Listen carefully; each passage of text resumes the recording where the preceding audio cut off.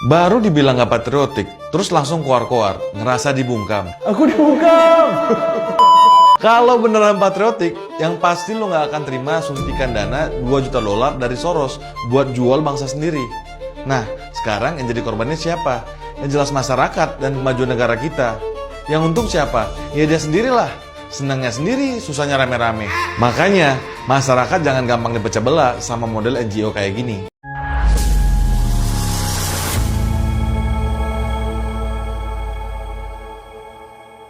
Assalamualaikum warahmatullahi wabarakatuh. Saudara-saudaraku sebangsa dan setanah air. Dimanapun kalian berada, semoga kalian selalu dalam kondisi sehat walafiat ya. Berjumpa lagi dengan saya di Gaspol Update. Kami bukanlah buzzer pihak manapun. Kami hanya menyajikan keputusan ada di tangan Anda. Teman-teman, ini ada video yang menurut saya cukup menarik ya, yakni tentang apa Bang? Tentang apa kira-kira ya?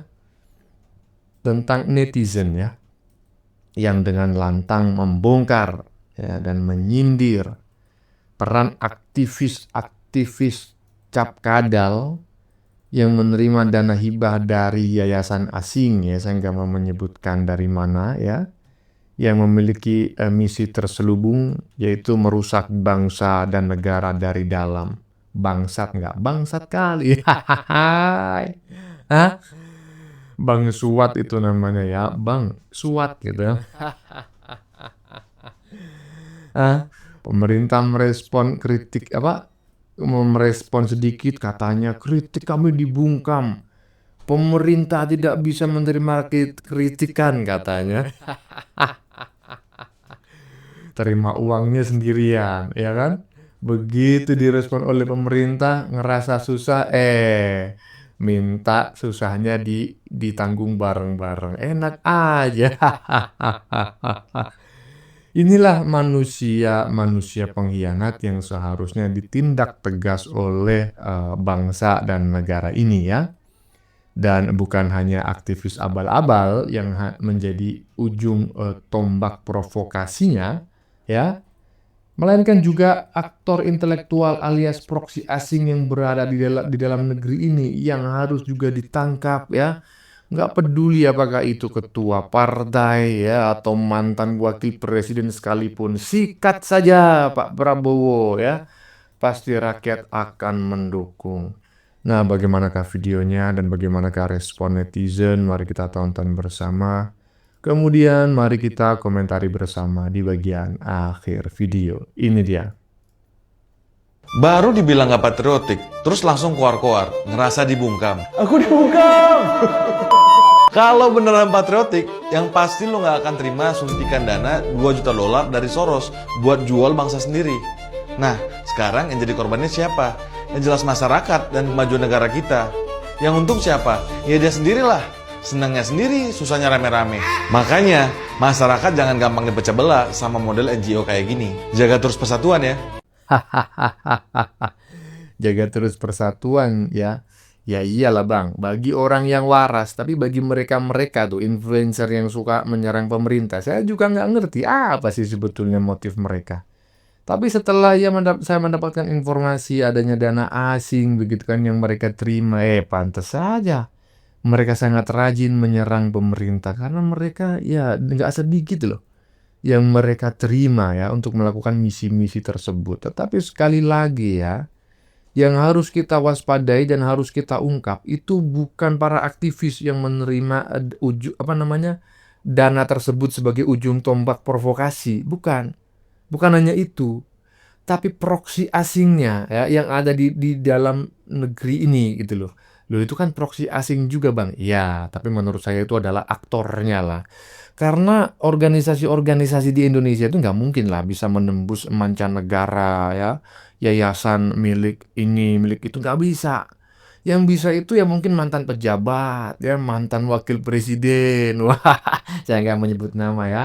Itu harus ditangkap tuh. Iya, lanjut. memperoleh kemenangan dengan cara yang tidak benar. Dah, jangan ngoceh terus.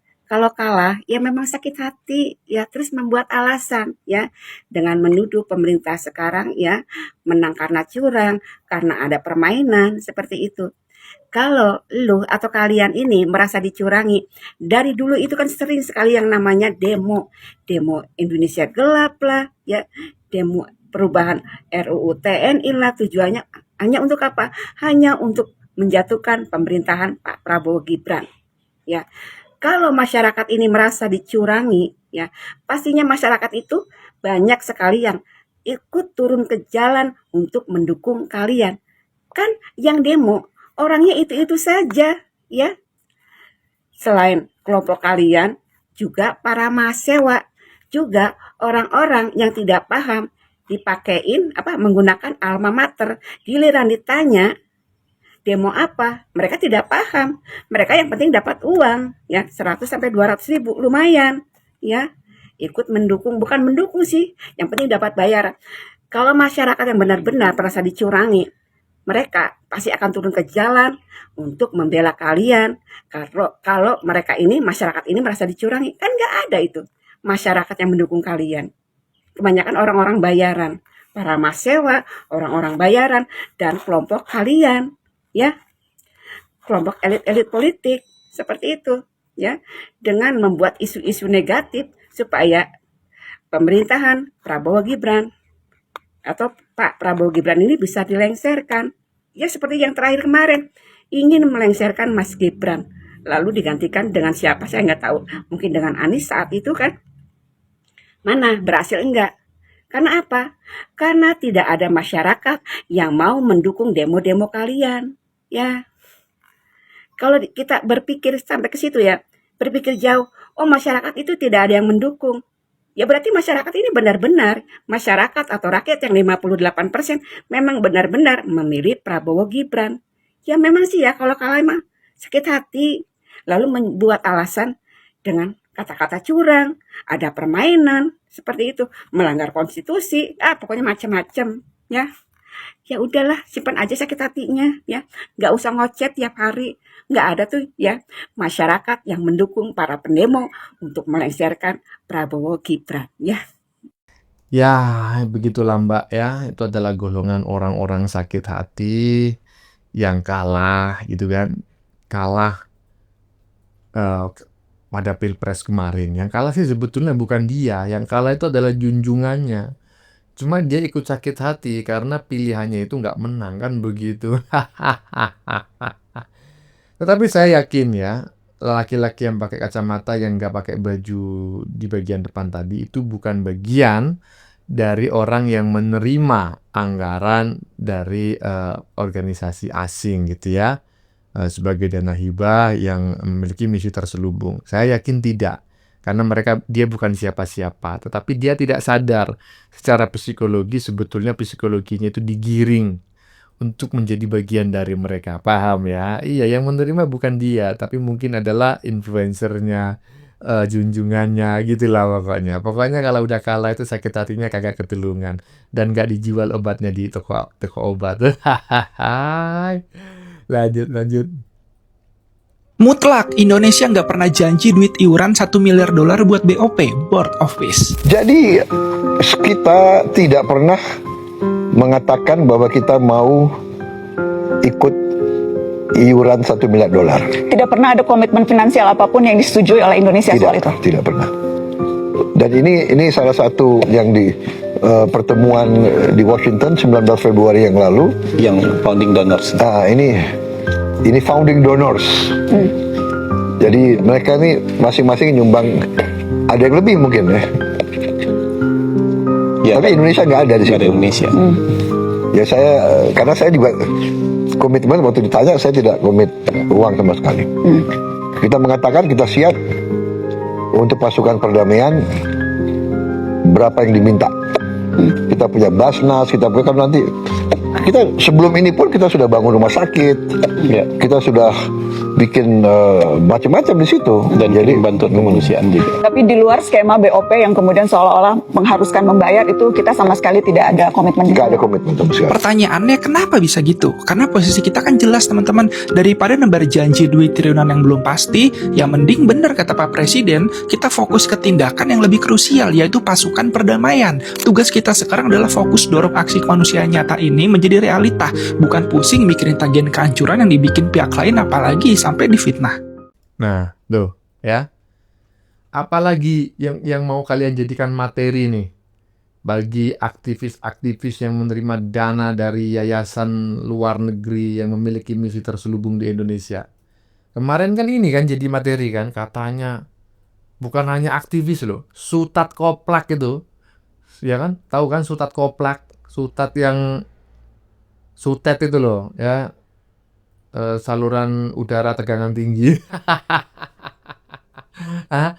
Yang baca kitab nggak bisa, ya kan? Kerjaannya ngibulin umat. Nah itu ngata-ngatain bangsa dan negara ini termasuk Prabowo, ya yang di BOP katanya hanya jadi kacungnya Trump. Kemudian Indonesia itu harus membayar sekian ribu dolar tuh, sekian juta apa sekian miliar tadi tuh dolar tuh, dengerin tuh.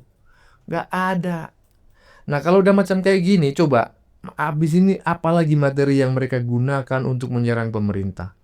Intinya begini loh teman-teman ya, kalau ada orang yang suka menyerang A misalnya, menyerang seseorang dengan cara A terbantah pindah ke B, B terbantah pindah di C, udah ini orang bukan mengkritik, ini sengaja ingin menjatuhkan ya. Iya, lanjut.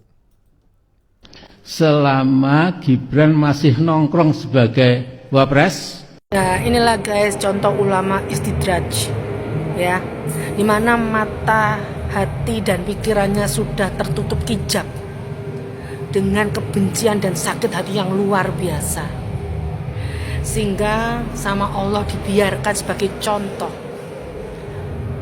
dimana urat malunya sudah nggak ada. Harusnya ulama itu menyontohkan di bulan Ramadan ini, di bulan puasa ini, memperbanyak zikir, memperbanyak ibadah. Sudah tidak boleh menyakiti orang lagi. Lah, ulama satu ini menyontohkan yang tidak baik. Hatinya tertutup. Begitu bencinya luar biasa terhadap Gibran dan Pak Jokowi. Sehingga apa yang disampaikan seperti dia ini Tuhan. Ya. Seperti dia ini Tuhan yang menghalalkan segala cara dengan omongannya yang luar biasa, menghina, menghujat dan menjelek-jelekan serta memfitnah. Ya inilah contoh sehingga mata hatinya tertutup. Kita lihat aja, dimana di bulan Ramadan dia melakukan gibahan, hujatan dan menjelek-jelekan seperti ini. Engkau mati ini koyo apa? Harusnya ulama itu memberikan contoh yang baik. Tidak menjadikan kebencian dan sakit hatinya di bulan suci Ramadan menjadi contoh yang tidak baik. Sedangkan Cuang kami Amin Rais ini ceramah di mana-mana, ya, nggak malu, tertutup hijab kebencian. Ya Allah, kita lihat aja endingnya orang ini seperti apa. Saya curiga ya. Curiga apa bang? Dengan netizen barusan, bukan, tapi yang di stage ya, aki-aki yang udah tinggal menghitung hari, yang dulu pernah menjadi ketua MPR dan saat ini memiliki gelar Profesor Dr. Sengkuni, ya kan? Jangan-jangan ini adalah salah satu proksi asing di Indonesia yang menerima dana dari yayasan luar negeri tertentu. Karena ingat omongan saya tadi ya, dan di konten-konten sebelumnya, organisasi aktivis di Indonesia yang ecek-ecek, yang kerucu-kerucu itu tidak mungkin memiliki akses ke yayasan penyandang dana dari luar negeri yang sangat terkenal.